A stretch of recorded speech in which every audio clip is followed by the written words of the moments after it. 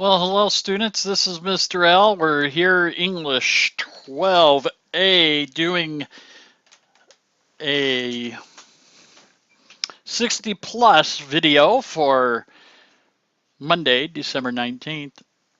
Ooh, thank you for reminding me. See, the Monday the 19th. I have some bills that are due to be paid today, so it's a nice little reminder to have to do different things. And here's another reminder for you. Over on that left-hand side of the page, you see the assignments listing. Utilize that in order to uh, complete material. Also, utilize that if you can get to the one that is dated. Now, we're just going to move these along. Notice that this jumps from the 23rd to the 9th in both calendars. 23rd to the, 23rd to the 9th. What you want to do is, if you started with us prior to October 1st, you want to be working on this top schedule. And if it's after October 1st, basically the bottom schedule. Anyone can do either schedule or work at your own pace. But what I'm doing is on Monday, January 9th, if you are at 1231, or in this case, if you started later in the course, or at 1241, if you started way back in August, I'm going to give you extra credit points. So 2.5% of your final grade in extra credit points. So that's just a little heads up. Use the next 2 weeks after this week, so the 2 weeks of the holiday break. I'm not going to be here. I may check in here and there. It's not mandatory that you do it, but if you want like an extra credit, that's one of the ways to do extra credit. So most of those extra credit opportunities have been exhausted. This, I believe, is the last one that is left. So go ahead, try to get caught up or actually surpass this area, and then this way you can be successful. But let's go back here. I'm not going to talk about 1236. We've been utilizing the October 31 schedule, and so we're going to go from 1228, which is the submission of the Hamlet Journal, through the end of the unit this week. And I'm just going to hit on a couple key points. And the first thing is, with the journal itself, make certain that you've been answering for each scene in each act, and then picking one of those 6 items. After you summarize, pick one of those 6 different questions to write a commentary on. So you want to include that. And then at the end, remember, doing that assignment, what was it about that assignment that helped you? And give me an example of how that was beneficial to you. I want to concentrate a little bit more on the metaphysical poets, and I already have the tutorial ready to go. I'll briefly go over what's on the test. Whoops, got to put it on unanswered. And then I'm going to talk about the Renaissance unit activity. So those are the 3 areas that we're going to concentrate on. For some reason, I do have this reading tool set as off, okay, but for some reason it continues to come on. Remember, we'll skip over some of these items. You want to watch these in its entirety when you are in class itself. Okay. Historical context. You've got to have an understanding of what's going on in England. That's all part of the reason why we're doing this class. And one of the items you have to be aware is that England had been a Catholic nation. Now, when I say Catholic, it still is a Catholic nation, but not in the sense that of people thinking of it as a Catholic nation today. Catholic is another word to be utilized for Christian. Okay, but there are various sects of Catholicism now. And while people don't call it that way, uh, if you look at the root for Catholic, it all goes back towards Christian. Okay, so in England, they left the Church of Rome, which is the one with the Pope, or what they call Roman Catholicism, and developed the Anglican Church, developed in Great Britain. Now, the Anglican Church is still a Catholics, or a covenant with a supreme being, in this case being uh, God, and consolidated with Jesus Christ. Okay? Now, some religions believe Jesus Christ to be a Messiah. Some look at him as being uh, a prophet. Some look at him as being a false prophet. No matter what your view is, this is the way that people were believing. Okay, so my idea here is not to espouse religion, but to let you know religion is motivating people in the world. Okay, when we understand that this belief or this thought is the motivation, then we can have an understanding or a deeper understanding of the culture and what is going on. And notice the one line in the first paragraph says, would the new monarch be Protestant like Elizabeth, or would the new monarch convert Britain back to Catholicism? And what we're looking there is at Roman Catholicism, because if you look at some of the Christian faiths, they have a creed that they recite in their services, and the word Catholic is involved in there, and uh, and I do attend a Lutheran church, and the idea came up at our church. Why are we saying we're Catholic? We're not Catholic, we're Lutheran. And the whole idea, folks, is it's that unified Christian church. That's what's meant by Catholic. Okay, it's Roman Catholicism is what was in play. It was led by the Pope. Now, why is that so important? Because up till about 1860, the most powerful person in the world, or the most powerful country in the world, was the Roman Catholic Church. And if you look at what they possess today for such a small state, the Vatican is like 26 acres. It's like extremely small. Okay, I mean, it might be more than 26 acres, but it's really, really small. I mean, it's within the city of Rome, and it's considered its own sovereign nation. But like all the art that they possess, and the buildings that they possess, and all the income that they bring in throughout the world, they're one of the richest groups in the world, and they're just so small. Okay, for the longest time they ruled Italy and France, and they had their marks there in Spain. They had an empire that went all the way into Asia. So you have to have an understanding of what's driving here.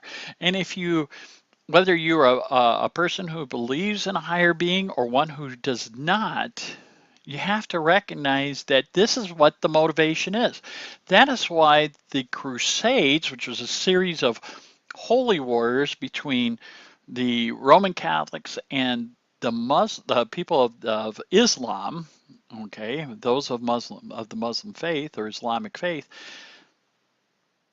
which religion was better? That was their fight for years, and they still to this day have disagreements, and they still possess what's considered their holy cities in Israel. And people were like, why do we have all this that's going on? And remember, it's religion that pushes everything. If you look at the United States, on our coinage, it says, "In God we trust." What is the background behind that? Well, if you remember, America was discovered by Christopher Columbus, who was looking for a better way for trade. And some say that there were others than Columbus, but he was doing it for the King of Spain, and the King of Spain was Catholic, and they thought that this was divine, and it was brought about because of divine intervention.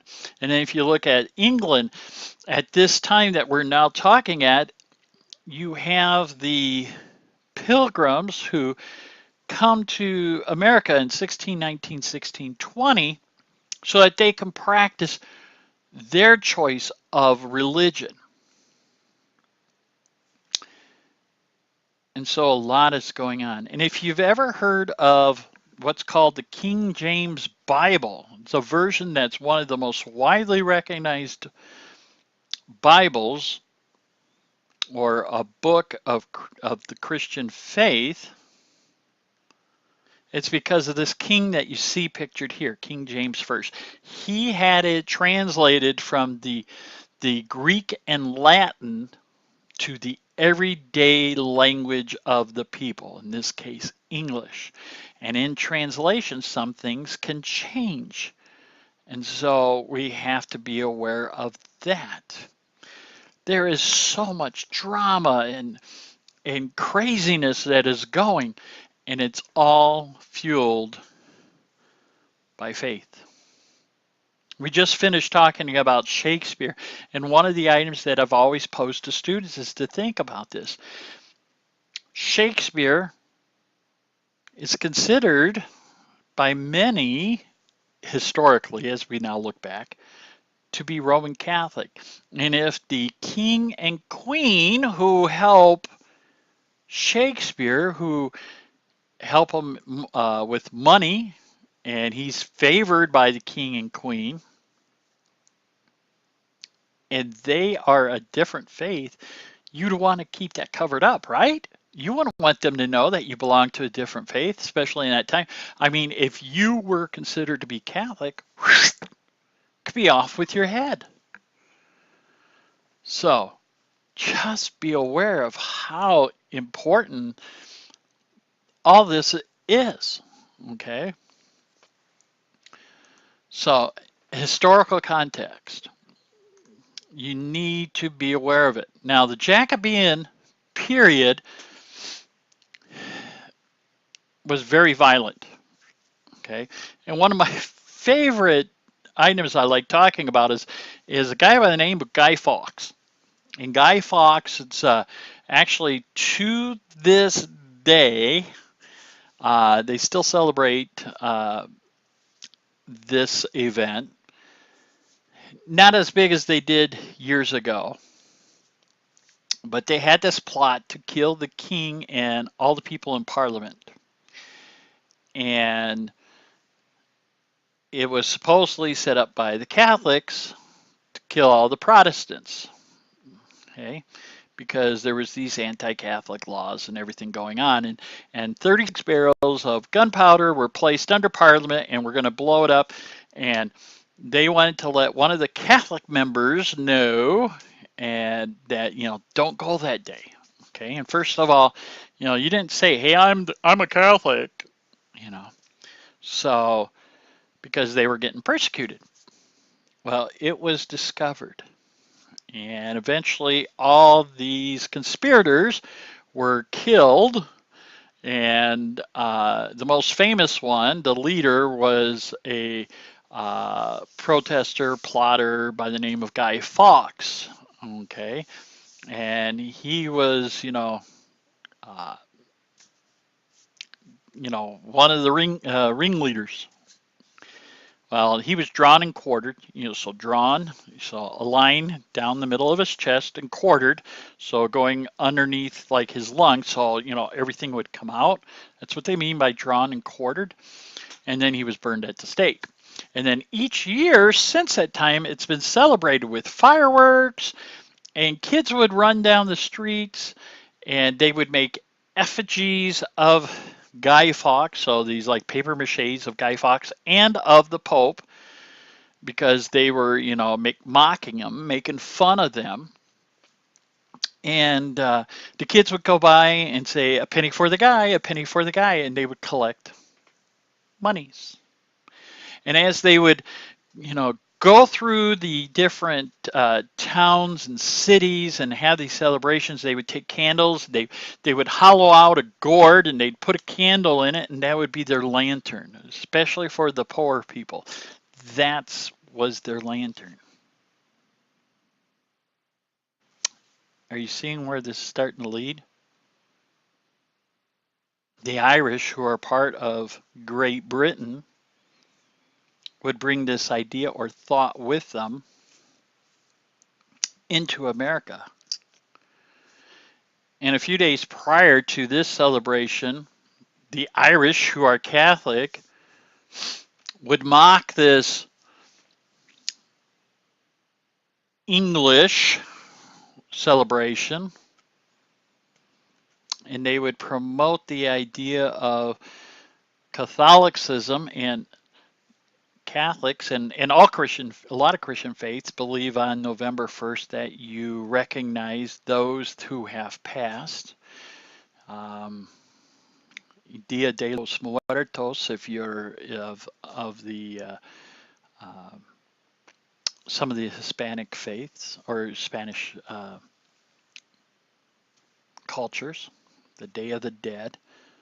That all happens a few days before. Now you start seeing where we get some of our traditions. Now they get slowly manipulated into where they're at with jack-o'-lanterns and such, but this all goes back to this period of time. Now do you see how much our culture today is affected by what happens, and in this case, what happened 400 years ago? It's very important to understand this.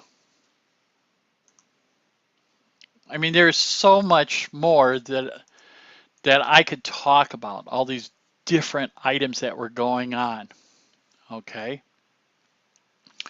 And I'm going to let you read some of these items for yourself, but you have to be aware of how volatile this period is.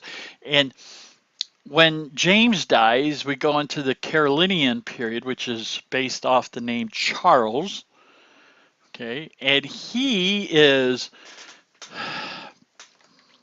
not well liked. He is not trusted. Parliament ends up being dissolved. And then you have another gentleman who gets into the way of things, and we'll talk about that in a few minutes. But you have a lot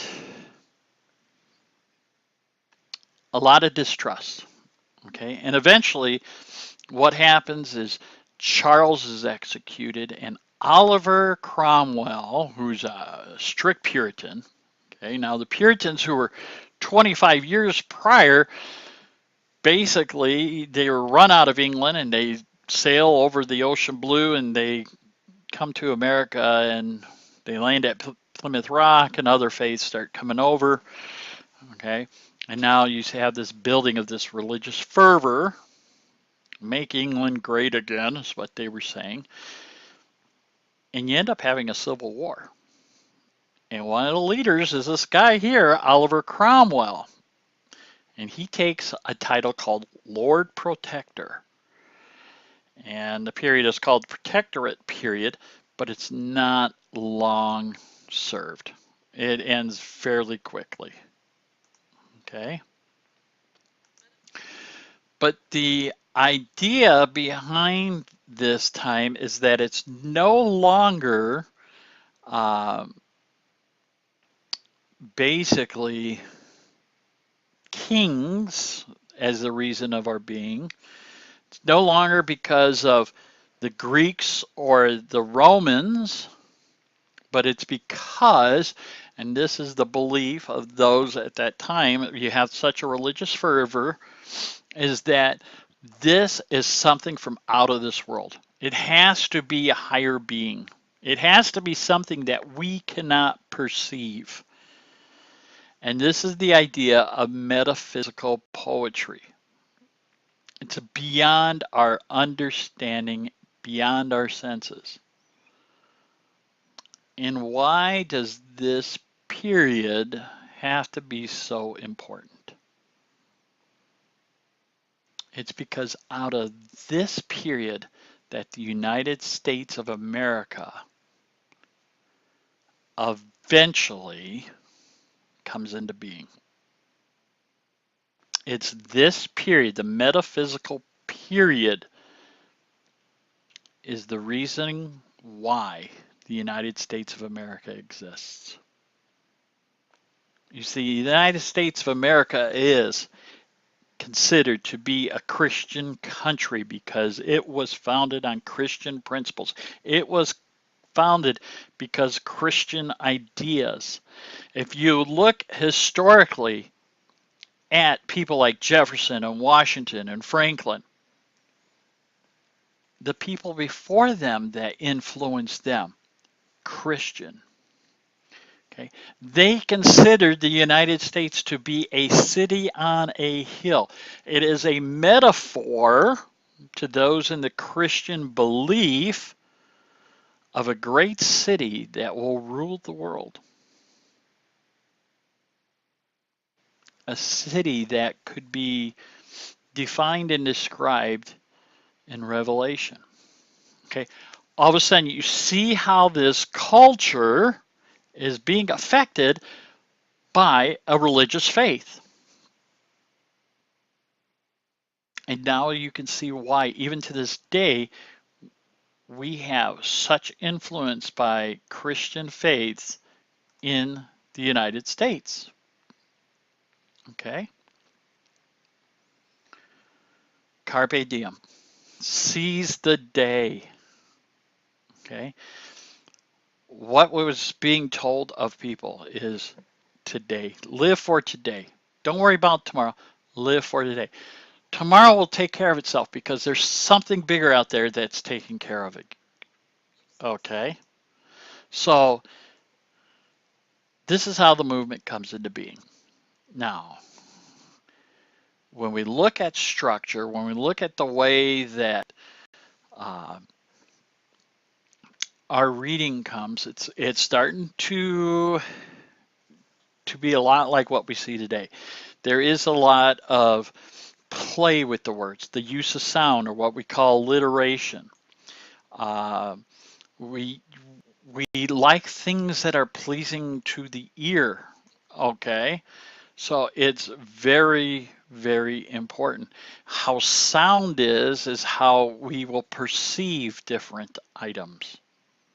If it's harsh sound, using letters like T and P and F and D all together, it sounds like something's mean or terrible. Okay, it could be rough. If we use softer sounds, we get different types of emotion. A softer sound doesn't bang on our ear, it's soothing. Okay. Images are more and more important. And if you look at this image here, okay, according to this shape, which is this is called Easter wings, it is the thought is that these are two birds in flight. Notice it's almost like a wingspan. Okay. And if you ever had a teacher have you write like diamond poems or star poems, it was basically the image is what they were having you work upon. Okay.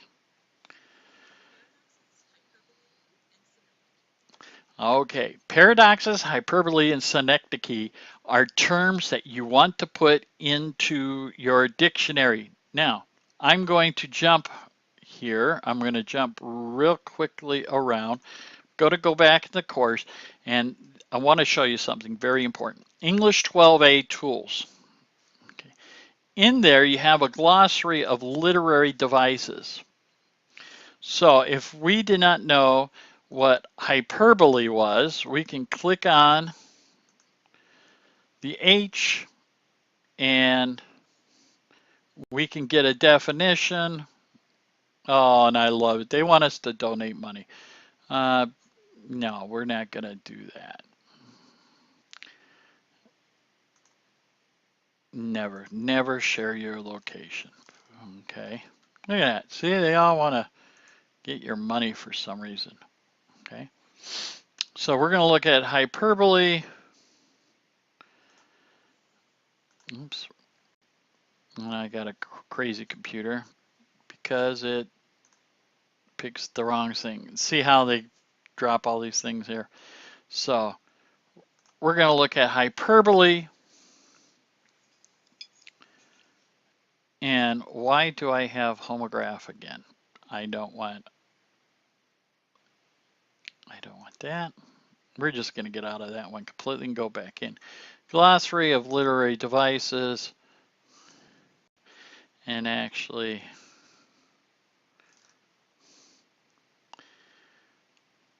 here are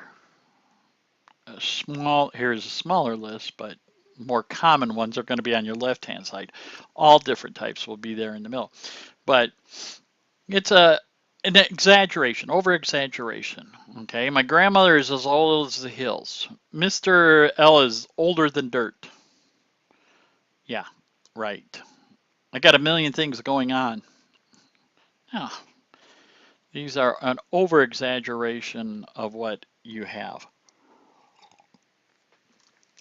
So you can go into this literary device and it'll explain the different terms that you need. Okay, so a little bit about that, but you'll start to see this occurring throughout this time period. Okay, you didn't see this a lot with Shakespeare. Is mostly what they would put there. They would use figurative language, but they would also use very descriptive language or information that you would have a description. They used a lot of allusion where they referred back to specific items.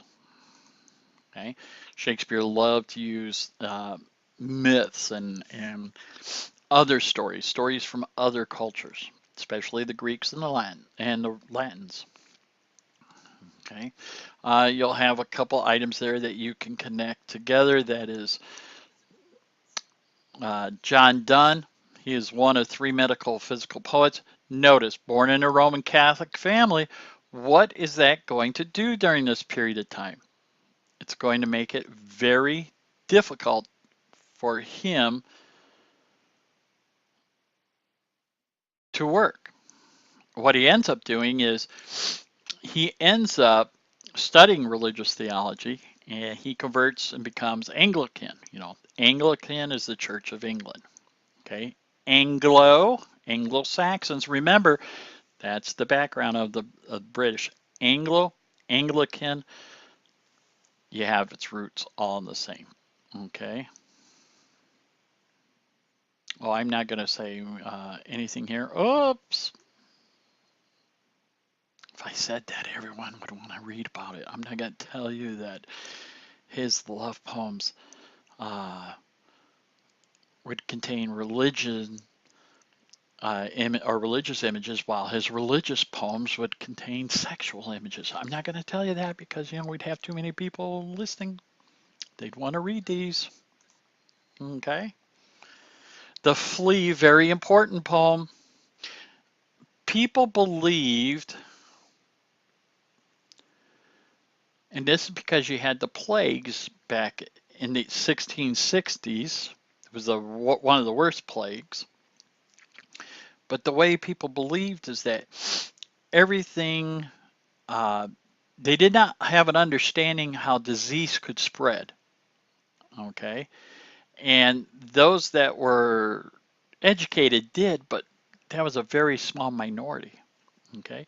And they thought that if a flea bit you and then bit someone of the other sex, that basically that was one way to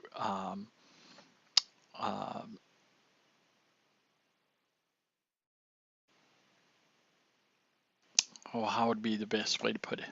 That would be one way to connect you to those around you, especially those of the other sex, because they believe when it came to sex that there was an exchange of blood and through sexual intercourse.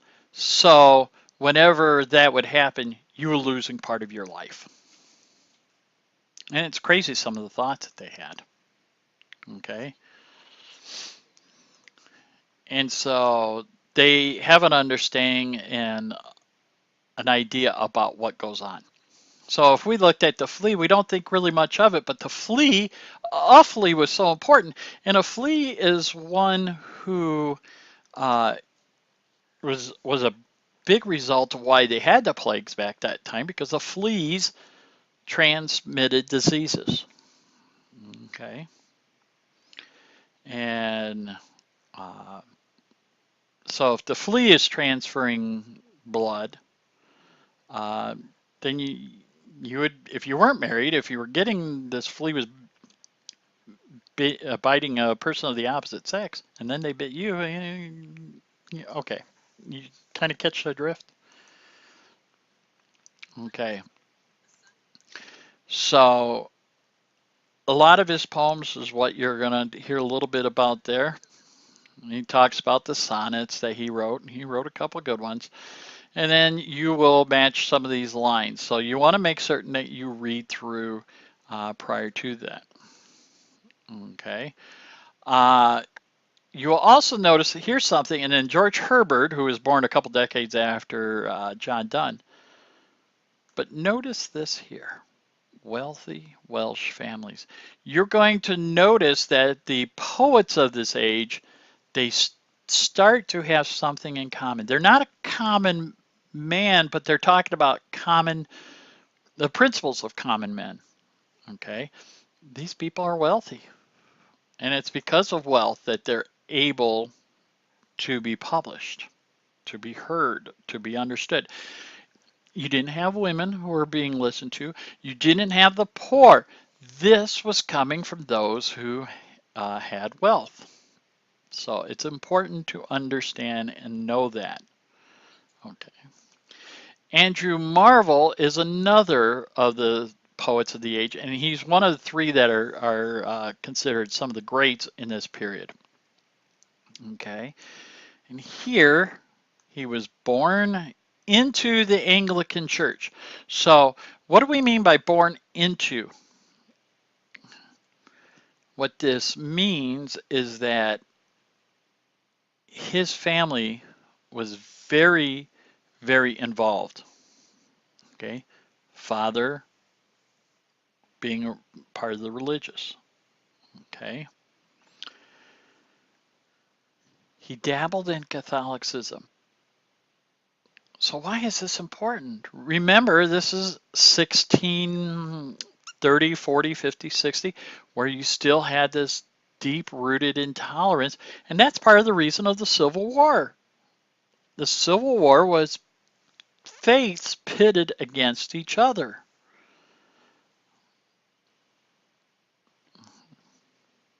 He was an early supporter of tolerance, religious tolerance, and political freedom, meaning that we should all exist. Doesn't matter what our faith is, but that we should be able to practice whatever faith that we believed in.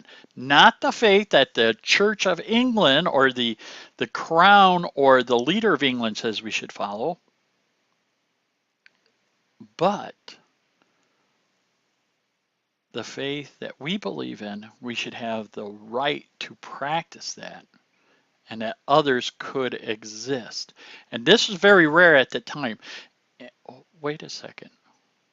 If we move ahead in 1776, what is one of the founding principles of the United States? Is that people, if they wish to practice a religion, can, and at the same time, government will not dictate if you should practice religion, and if you did, what religion you should practice. But in the 1640s, 1650s, this is unheard of. Now you see how this culture affects us today. Okay. Now, Marvel had less poetry, but his ideas really connected with a lot of people. Okay. So listen to what Marvel has to say. He doesn't have a lot. They're not a lot of great poems by him, okay? But he gives you arguments and he gives you those if-then type statements. So if this is what is going on, then this should be able to occur. He wants people to think, and this is what happens with his poetry and the poetry of the day. People should think. Okay? So a couple different items focus on a language. You have your summary, and then of course you go through and you've completed the tutorial. Looking at the mastery test, I will tell you, you can stop, pause, take a look at these questions. Okay. There are a few from the flea. I want you to be aware what is meant by purple thy nail. Purpled thy nail. What happens if your fingernail is purple? What has happened to cause that? What is that purple substance? That's important to understand this image. And if you don't understand, let me go ahead and take a big rock, put your hand out, and I'm going to hit your fingernails with that big rock. I think you might have the idea. Okay. Love poetry. Interesting. Okay. Who is the monarch that was the target of the gunpowder plot? Remember Guy Fawkes? I was speaking about this earlier. Okay. What is memento mori? Okay, the traditional live for the moment theme.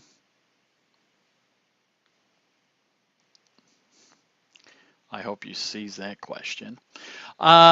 Samuel Johnson coined the terms metaphysical poets. What is he talking about? Okay, what is he calling attention to?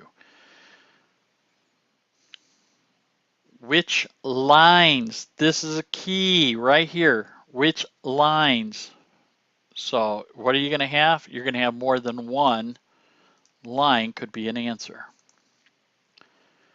Which of these excerpts, so which one of these highlight the theme of fleeting nature of life? And then of course, you want to know these in order. So look at this first before you go into the unit. I hope you're looking at this first. And then you know these are the items that you need to find. And then you can put them in the right sequence here. And then which of these lines contain a metaphysical conceit or a metaphysical belief? So that's what you're looking at there. I want to talk real quickly on this unit activity. If you haven't downloaded, you can download it. It's available here, or it's also available as this comes up. Okay, this is in a Word form. Okay. And it's also available here, English 12A. You can find it down here, English Renaissance Activity. And what it does, it contains 3 items, or 2 items actually. Video 1, Video 2, and they're part of the first part of the assignment. Okay, so this would, if for some reason this does not take you to the 2 videos that you need to complete this section, you can do that. The 5 Hamlets is this Act 3, Scene 1. If it doesn't go there, you can go from My Wireless Classroom and talk about it here. This is a 5-paragraph essay minimum, because what you have in Task B is you're having 5 different film clips. They're all contained together, and you need to take a look at each one. Think about why the director made the decisions that you have in each one of those. What kind of differences do you see? And you want to mention, as you talk about each different actor in that, mention their names, and it's given to you. This here is the first 2 videos. What are similar? What are differences? Now, props are all items other than the like the scenery in the background. Okay, so a desk is a prop, a pencil is a prop, a car is a prop, a horse can be considered a prop if it's especially if it's pulling a cart. Take a look at the video, turn the volume off. Okay. If you're looking at tone of voice, yeah, you want to have the video on. If you're looking at word choice or emphasis, the dialogue ones, you want to have the video on. But look at them, look at all these as I'm looking at these different items. Look at these items that I've highlighted with the video off and see what looks to be similar and what is different. You're going to miss items if you don't pay close attention. And this here, think of a car and a cart. Very, very important. Okay, if you have any questions on that, contact me. Specifically, contact me and we will talk about it. Okay. I love it when students contact me because I can help you if you're stuck. If you don't contact me and you're stuck, I'm gonna be really cruel and harsh here. That's your own fault. I'm here to assist you. I'm not here to judge you. I am here to assist you. I want you to understand this material. I want you to sit there and get that light bulb going off above your head like it does for me. Each time I look at this material, I go nuts. I'm crazy. I love it. It really brings me such joy, such understanding. It's like, oh my God, this is where it comes from. So, pay particular attention to the videos. You have lots of material that's here on this page. This here will review those tests. If you want to take a look at the tests and the answers show up, and in case those videos don't work on your activity, this is where you can find them. A lot is going on, folks.